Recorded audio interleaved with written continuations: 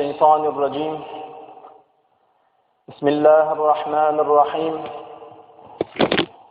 الحمد لله رب العالمين والعاقبة للمتقين والصلاة والسلام على رسولنا محمد وعلى آله وأصحابه أجمعين أما بعد السلام عليكم ورحمة الله وبركاته حرمة مسلمان doğanlar Allah Tebaraka ve Teala navata cumulunna ediyen ve etçek taat ibadatlarını ödergahında kabul eyle ve bir insanların asi günahkar ve ecid insanların kalbine şeyle bir ödüne olan imanını bir Resulüne olan sevgini bir şeyle bir ziyade etsin ki edilen vağın netihatlardan tesirlenip onlara amel edip kıyamet mahşer gününün sevabından umidgar olayan bennelerden aylanlardan. Oy Allah Tebaraka Teala bizim yurdumuzda abad, ilimiz asuda, yurt başlarının canı başını dikedip, il behdi, yurda tutulayan tutumlu işlerinden ravaz almaklığını, bereketli olmaklığını Allah Tebaraka Teala'nın övü nesip eylesin. Hormat Müslüman doğanlar, geçen cumamızda kıyamet mahşer günü varada, vağın netigada başlardık ve Allah Tebaraka ve Teala kıyamet mahşer günü varada bir insanlara Kur'an-ı Kerim'in ayetlerine neyine haber verenliğini ve Peygamber aleyhissalatu vesselam'ın hadis-i şeriflerine göre kıyamet mahşer gününe başımıza gelecek zatları size hadis-i şerifin üstüne getiriptik. İnşallah hayırlanırsınız ve indiki etçeklerimizden de hayırlanırsınız deyip umid ediyoruz. Evi cemaat, bu cumamda da inşallah kıyamet mahşer gününün doğrusunu size vaaz etmeklikçi vaazımıza başlamazdan evvel şol Câsiye surasının 28. ve 29. ayetinde Allah Tebaraka Teala'nın bir insanlara yatlayan ayet-i kerimeni kıyamet mahşer gününde başımıza gelecek zatları yatladıp aydayan ayet-i kerimeni size yatladayın. A'udhu billahi mineşşeytanirracim. Bismillahirrahmanirrahim. وترى كل أمة جاثية كل أمة تدعى إلى كتابها اليوم تجزون ما كنتم تعملون هذا كتابنا ينطق عليكم بالحق إنا كنا نستنسخ ما كنتم تعملون صدق الله العظيم. Allah Tebaraka ve Teala Câsiye surasının 28 ve 29. ayetinde aydiya ol günne haysi günne kıyamet mahşer gününne her kimin gözünün ballak olup ha gellow sol diýen gün häzir meniň günüm halim nähili orta men cennetilerden mikem dowdagýlardan mykam diýip nähili sıfatda yaradyljaklygy belli däl eden hayır hasanat ve eden haram işlerinin yüzüne batyryp hemmetinden hatabat soruljak günü ve keşke toprak ehlinden bolsam bolmayamy diýip toprakından bolmaklığı istese de ebedi ya doğduk ya cennete yaşayacak gününü Allah Teala şol günü yatladı ya ol gününe barça ümmeti korku ve uğursana bilen diyide çökün halde görürsünüz. Her bir ümmet namay amalına yani günahları ve tevapları yazılıp koyulan kitaba çağırırlar. Son olara aydılar. Ferişteler aytacaklar. Bugün edip öten amallarınızı bilen cezalandırılarsınız. Yine bu kitabımız, yani bizim emrimiz bilen yapılan amalnamanız size hakikati aydar. Biz sizin hem amallarınızı şu amalnama göçürüp boyunuruz. Sadakallahul azim. Allah Teala kıyamet mahşer gününde şu sözler deyilip bizim elimizde namay amalımızın verilecekliğini haber veriyor. Şonuň üçin o geçen cumamda hadis-i şerifde ýazylýan düşýän bolsa 3 topar adam biýigine çökülüp durulan haldan tuduruljak we cennete uğradyljak. Kimler hamd sena her halynda Allah'a şükür edip Allah'a hamd sena aýdýan adam we gizelerini düşöklerinden turup süýüji uykudyny bozup Allah'a zikir edip namaz okap, qadaýny alyp, yohanam teheccüd namaz, nefil namazlar okap, uykudyny bozup gizelerine Allah'a hamd sena aýdýan we Allah'a dua edip Allah'ın beren rızkından hayır hasanat ediyen, nafaka sadaka berýän adamlar ve her halda Allah Teala sabr ediyen adamların ve yine hayfa adamlardı sevda fatığı dünyanın iyidinden ılgamasılık onu ibadetinden alıp kalmadık adamlar. Şeyle bir dünyanın iyidinden o yakâvar adamlar. Elimde yanak vasım yok deyip de şu namazından galiya. Peygamberimiz näme diýdi?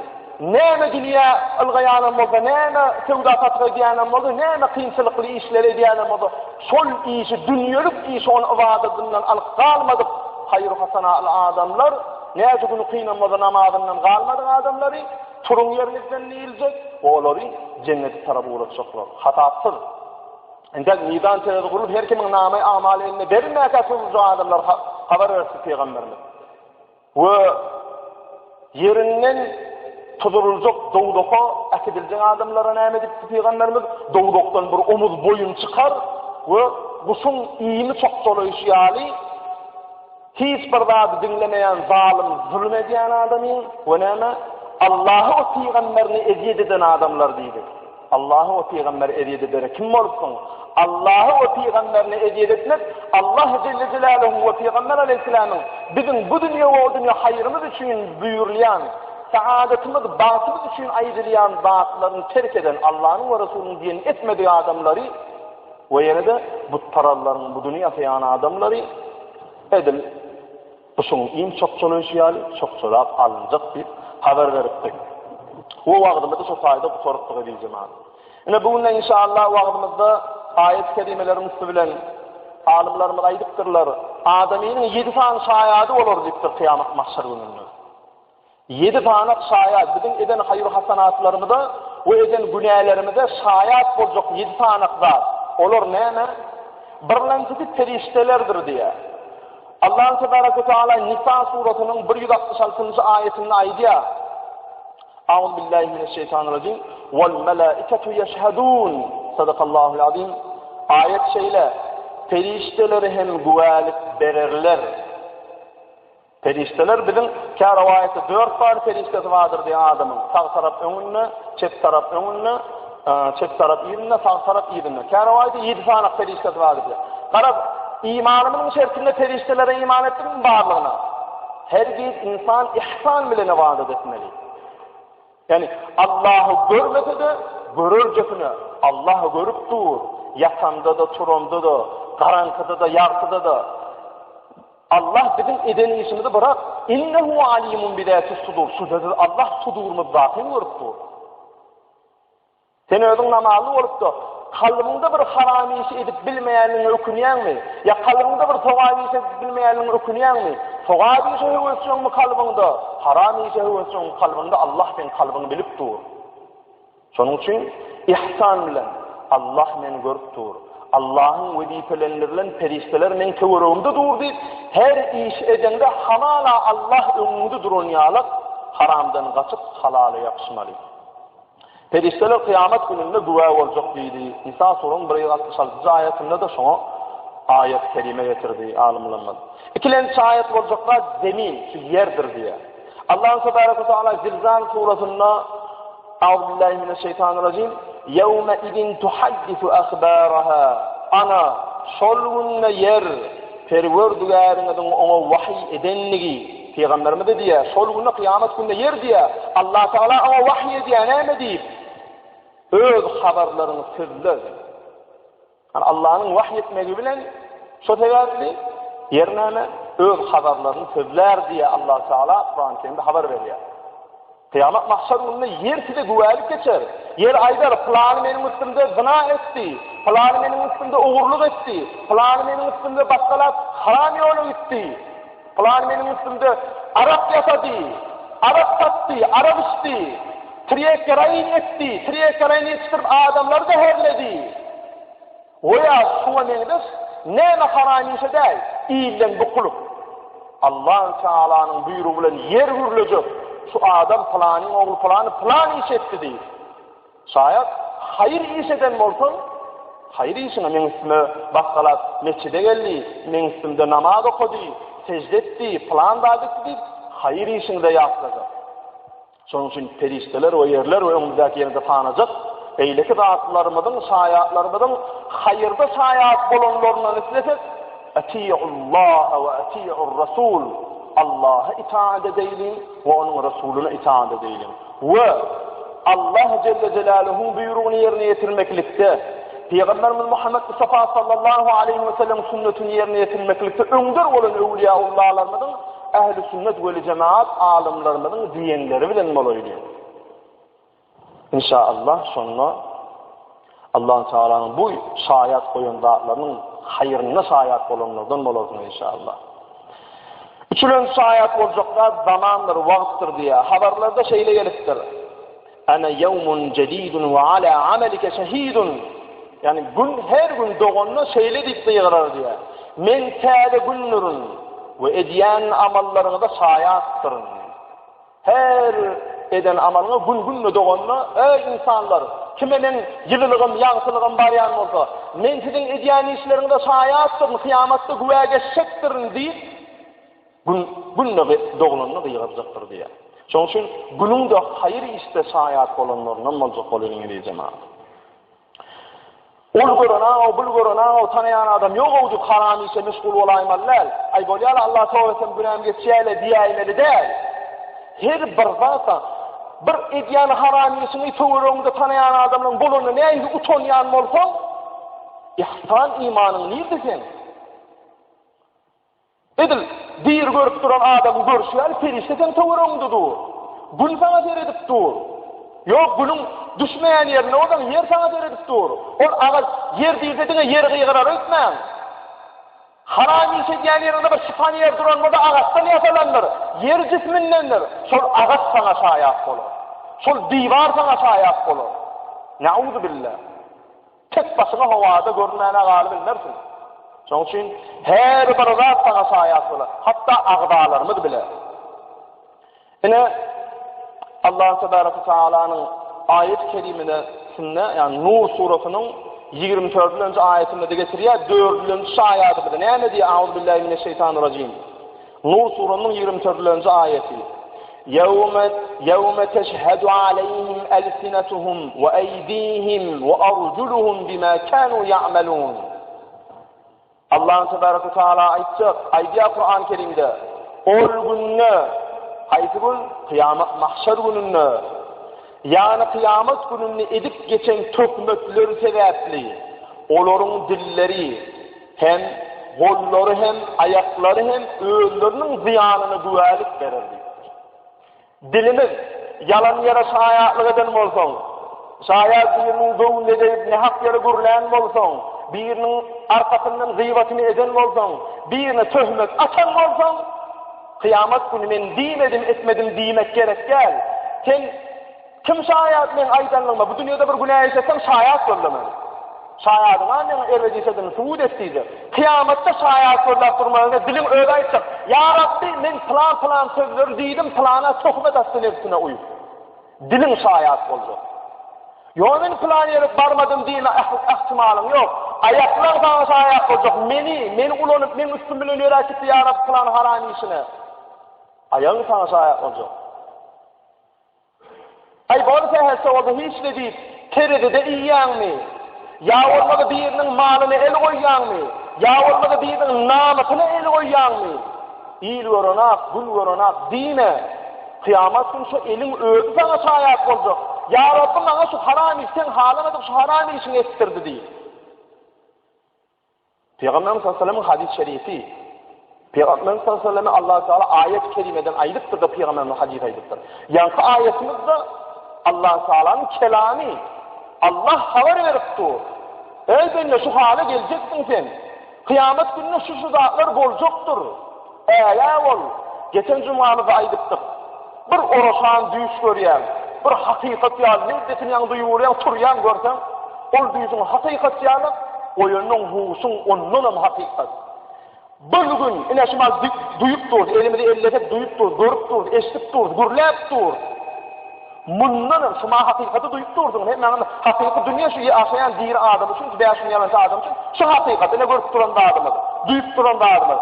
Emma kıyamet mahşer gününde bu dil, bu göz, bu akıl, bu kulak, bu burun güýçlenirilen halla boljak. Çün ol doňdaky duýmaly. Çün ol cennetini ýypyn almaly. Allahy görmeli, Allah bilen gürleşmeli, Allahy eşitmeli. Bu bäşin ýalançak, bu kulagymyz, bu gözümüz, bu aklymyz, bu burnumyz, bu agdymyz oňa çydajak däl. Kafirlansa bile güýçlendiriljek, azy adaby duýkun diýip. Nauzu billah, Allah bilen görüşüp berekeler verilen Resul Ekrem'in menin şefaatıma layık şu şefaat ediyen Arab asvet şurdilen Evliyaullah'ların öz pirlerimizin şular gowlukda tanalanlar diýilen bellelerinden moljak bolmaly. Ondan moljak bolsaň da hayr-ı hasanatdan daşda durmalylar. Gayrat edilende onlar günümüz halymyz kıyımlaşan uly sol günüň aladygyny edip şu dünýäde sowab işin üstü bilen gamyny ýemeli. Bäşilende şaýat boljak zat agdalardyr diýe. Allahu tebaraka taala Yasin surasynyň 65-nji aýatynda şeýle diýe: A'udhu billahi mineşşeytanirracim. El-yevme nehtimu ala afwahihim ve tukellimuna eydihim ve teşhadu arjuluhum bima kanu yektibun. Sadakallahu'l azim. Bugün ancak kıyamet gününe diýiljek. Bugün biz olaryň agdyny möhürläp goýarys. Gürlemene halyny ýok, agdyň möhürlenjek. Ve bir de olaryň edip öten işleri hakynda, yani Allah Teala bide diýen Allah Teala'ga bizim eden işlerimiz hakynda olaryň elleri sözler, we aýaklary güwälik berer. Agdyň möhürlenjek, eliň öýdi gürlejek, aýagyň öýdi gürlejek. Eger haram işte bolan bolsaň, nauzu billah, eliň aýagyň haram işine saýakly sen doglagy gürlejekler. Şonuň üçin agdy möhürlenmän, berekellah Togat ýaryşyny öňde bolanlar şular diýilenlerden boljak bolmaly. We bir de geçen jumada da ýatladym, şu jumada da ýatlady ýani cemaat. Käbir tefaqidagdan ýaşlanmaz bolýa, ýa ýaşlanmazdan hem gitdäl ony ýalak. Ay taqyýy bakanlygyň namazy bitýär. Ýeňsi sünnet bakanlygyň namazy bitýär. Bitýän namazy terki sünnet bilen bitýär. Ay sünnet bitmän namaz ise bolda diýmeli däl. Ayet-i kerimede Peygamberimiz Allah Teala kimi buýşladydy? Sowap ýaryşynda öňde bolanlar cennet bilen buýşladydy. Sowap ýaryşynda öňde bolanlar kim? Mustahap amal. Sowaby bar, etsen, etmeden günahkarçylygy ýok. Ana şu mustahap amallar kıyamet mahşer gününde özünden jogapkar tutulmajak amallary Allah şu işetten söýýän eken. Etmeden günahkarçylygy ýok, bolsa şunda sowap bar ekenli, bir sowap bolsa şu sowabyň ýygynyň adyzyk diýmen ılgayan adamlar kıyamet mahşer gününde Allah Teala'nın hawapatyny edip cennete salan adamlaryndan boljak. Şolardan boljak bolaylygy diýip jemaat. Hädimen azal ýakandan tutanlar. Ýaşyňa, agraýyňa, wezifäňe seredýän däller. Gara geldi oturdy, wagt ýokdur. 40 ýaşanda başlar, no, ya ayna plan problemam geçireyin, plan aladam, şu aladamın dineyin, ondan başlayın diýere ýagda ýok. Haçan ýöretmeli diýämeli. Kıyamet mahşer gününde namazy adamlar ah çekjek wagt keşle kenrek namazy kodundy. Namazsız adamlar ah çekjek wagt bir gerek bir secde etsen bolmaýarmy? Gayrat edeýin, ýene bir gerek gayrat edeýin. Altlandy şaýat boljaklar edýjemaz, eýnimizdäki ýazyjy perişteler, yani bizim günahlarymyzy tawamy ýazan perişteler. Allah tebaraka taala bunu da Kur'an-ı Kerim'de bize haber vermekte. İnfitar suratının 10-njy we 12-nji aýatyny aýdýa. Auzubillahi mineşşeytanirracim. Ve inna aleykum lahafizin kiramen katibin. Sadakallahu'l azim. Elbette şek şübhesiz sizin üstünüzde eden her bir amalınızı yatlap, yapıp duruyan büyük ferişteler vardır. Olar sizin ediyen işlerinizi bilerler diye. Kıyamet mahşer gününü men sen plan için yaptım, günahını tamam hemletini yapıp duran ferişteler olur da şayat olacak. 7-nji şayat boljaklar edijenan o da bizim sol feriştelerin ya da namay amal kitabı. Çok kitabın özü de şayat boljak. Allah Teala Câsiye suranın 20'de kullanıcı ayetine yan vaqtının başında yazılan ayetimizde näme diye Euzubillahimineşşeytanirracim. Hâdâ kitâbuna yentiqu aleykum bil haqqi inna kunna nestensihu mâ kuntum ta'melûn. Sadakallahul azim. Yine şu kitabımız yani bizim emrimizi bilen yazılan amalnamanız size hakikati aydar. Biz sizin edeni hemme amallarınızı şu amalnama göçürüp koyundur. Yine şu amalnama göçürüp koyduk edeni işlerini. Ne deyip sana okumana verilecek. Yine bir zaman halımız günümüz günahkar adamların hemmemizden günahkar Allah Teala'nın affını dilep, gece hazını dua dileyip olup istiğfar köpürek sanap 5 vakit namazımızı okumaklığa hele hukman durmalı. Yani 5 vakit namazımızın daşınla kabalarımız vardı. Hemen kabalarımız almalı. Nefil namazları okumalı. Karar halımız günümüz kıyamette kovdel. Kıyamet gününün aladır nedir? Allah ve Resulünün radi olan görünüşünde yaşayacak olmalı. İnni eli cemaat Amir bin As radıyallahu anh rivayet ediyor Peygamberimiz sallallahu aleyhi ve sellem'den bir uzun bir hadisi kıyamet mahşer gününü alada istireyen ve kıyamet mahşer gününü bir de yaslayan hadis-i şerif. Bunu da sizin dikkatinize getireli. Bismillahirrahmanirrahim. Hadis-i şeyle. İza جمع الله الخلائق نادى مناد أين أهل الفضل قال فيقوم أناس وهم يسيرون سراعا إلى الجنة فتتلقاهم الملائكة فيقولون إنا نراكم سراعا إلى الجنة فمن أنتم فيقولون نحن أهل الفضل فيقولون ما كان فضلكم يعني Allah Teala kıyamet gününde halayığı cemlen vaktında bir kıyığırıcı ferişte kıyığırıp aytacak. Ne mi diyecek? Artıkmaçlık yani kabilet eyeleri nire deyip kıyığıracaklar. Artıkmaç toğayı edenler kabilet eyeleri nire deyip kıyığıracaklar. Bir nete adamlar turarlar ve cennete taraf kovluğurlar diye. Onların önünden ferişteler çıkıp aydarlar. Sorarlar diye ferişteler önlerinden çıkıp. Fadilet eyeleri kim deyip kıyırlarından olur fadilet eyeleri soğabisi köpeden adamlar yerlerinden turup cennete taraf ılgaşacaklar. Feriştelerin onlardan soracaklar. Biz sizi cennete hovluğuyan yağdaydı görüyesli. Siz kim? Onlar cevap vervaydarlar diye. Biz artıkmışlık fadilet eyeleri. Ferişteler yine sorayarlar. Sizin artıkmışlığına ne oldu? Yani neyme toğadi settiniz de siz artma cisedenler deyip hafaf edildiniz diyenine ol artmış eyeleri, fadilet eyeleri cevap verecekler. Feyekulun aydarlar diye İzâ zalemnâ sabarnâ ve izâ usi'e ileyna afavnâ olar aytacaklar. Eğer bize zulüm edilse ona tavır ederdik. Eğer bize yamanlık edilse biz onu bağışlardık diyor. Onunla ferişteler feyuqalu lahum. Ferişteler onlara diyecekler udhulul cennete feni'me ecrul alemin. Cennete girin. Nehil bu işler edittiniz deyip onların eden işleri övülecek. Cennete kimler algaçıp hava petipten niran telefonu gideceği kenara izleme sabır edip kim zulüm etse de kim yamanlık etse de geçirimli olayan adamlar. Ömür vaadımızda aydıptık Allah-u Teala ayet-i kerimede neyme diye birbirinin günahını geçip bilen, geçirmekle başarayan adamlar. Euzubillahimineşşeytanirracim. وَالْكَاظِمِينَ الْغَيْظَ وَالْعَافِينَ عَنِ النَّاسِ وَاللّٰهُ يُحِبُّ الْمُحْسِنِينَ. وَالْعَافِينَ عَنِ النَّاسِ birbirinin günahını affedebilen, birbirinin günahını geçip bilen